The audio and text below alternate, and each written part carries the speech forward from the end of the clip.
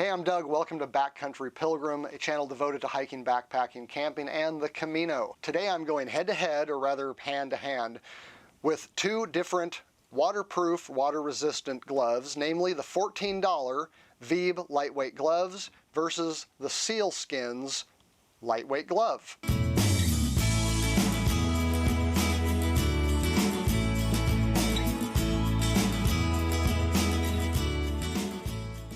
So early on in my Camino gear shopping, I became convinced that a decent pair of waterproof gloves would be a great idea. So I went down to REI and I looked at their huge glove selection.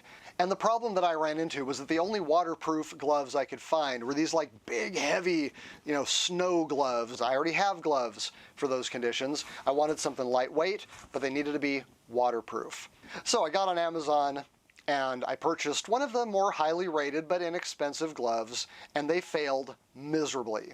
Now, there was a lot of gear that I was looking for that I wanted to be waterproof, and I learned through trial and error that basically the axiom that there really is almost no totally waterproof product is true. You're really looking at different variances on a spectrum of water resistance, and as far as gloves go, unless you basically want a pair of rubber dishwashing gloves, you aren't going to get something that's completely waterproof. And of course, the problem with something that's completely waterproof is that it's waterproof in both directions, which means if you sweat, the sweat doesn't have anywhere to go, and you're going to get wet anyway. However, both of these gloves claim to be waterproof. Now, many times what you'll find is that in something like this, the word waterproof will be in the title, but then the word water resistant will show up in the description. Waterproof should mean that there is no way for water to get through it, and again, that is very rare in any product. Now, the Vebe gloves are basically just really lightweight, fairly inexpensive gloves. The Sealskinz, on the other hand, come in at $40. I got these at Bass Pro Shop. And although the claims for both of them are very similar,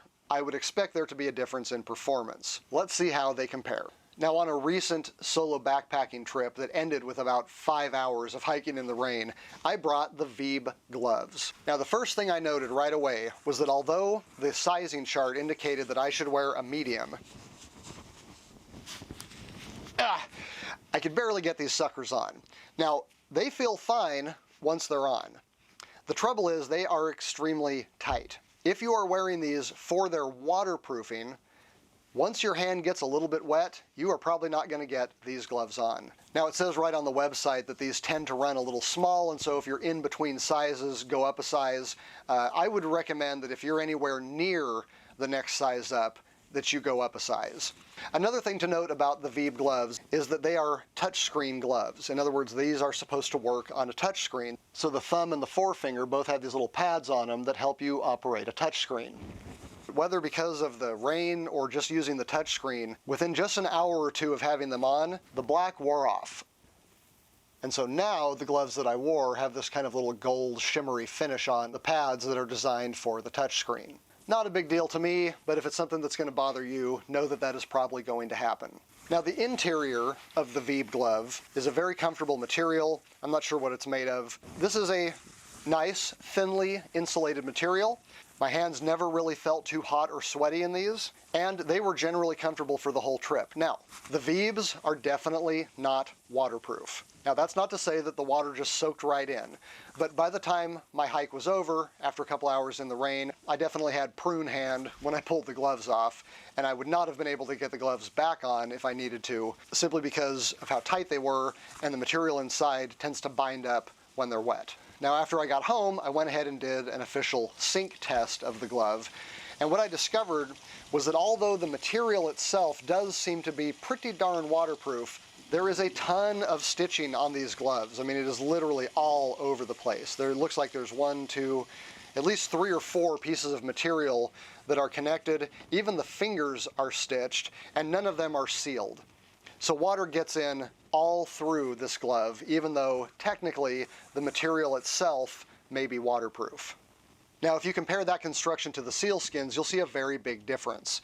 There is only one seam that I can see on the interior of this glove, and on the outside, there doesn't appear to be any at all. So this is a very tightly constructed glove. And as far as waterproofing goes, the Sealskinz seems to be about 99%. And what I mean by that is that when I have them on my hand, water absolutely does not get through. The water just beads off and falls away. none gets through. My hand comes out completely dry. I can slip it right back on again. Now, just as kind of a fun stress test, I filled both of these gloves up with water like a water balloon, closed up the outside, and gave them a squeeze to see what would happen. Now, the Vebe began leaking instantly. Water was just literally pouring out of this glove when it was full of water. The Sealskinz stayed nice and tight until I actually literally squeezed it until the material failed. Now, if you understand how waterproof, breathable material works, you'll know that is always going to, unless you've got something made of pure plastic, water is going to be able to get through at some point. However, a glove is not designed to operate under that kind of pressure. So the fact that I was able to defeat the material by filling it up like a water balloon and squeezing it like I was going to pop it, that absolutely was expected. Now, one other difference between the Sealskinz and the Vebe is the ability to use a touch screen. So like I noted, there's a pad on the thumb and on the forefinger that allows you to control a screen. That is not the case with the Sealskinz. If you have these on, you're not going to be able to use your phone. The Vebes functioned just fine. When this glove is on, I'm easily able to control my screen. You will notice that the finger isn't exactly contoured perfectly. It's got little kind of corners poking out here.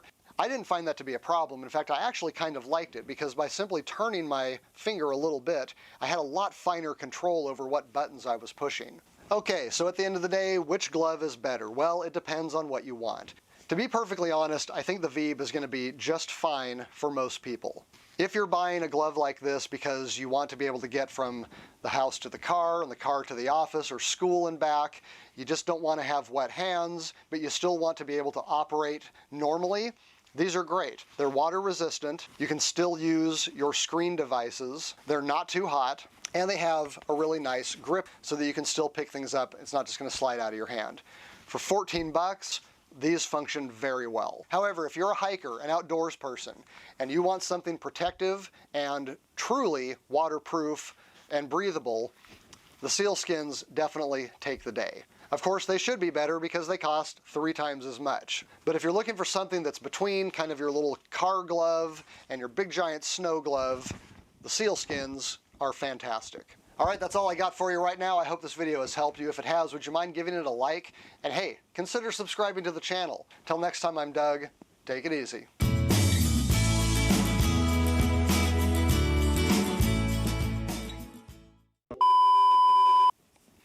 And then just sort of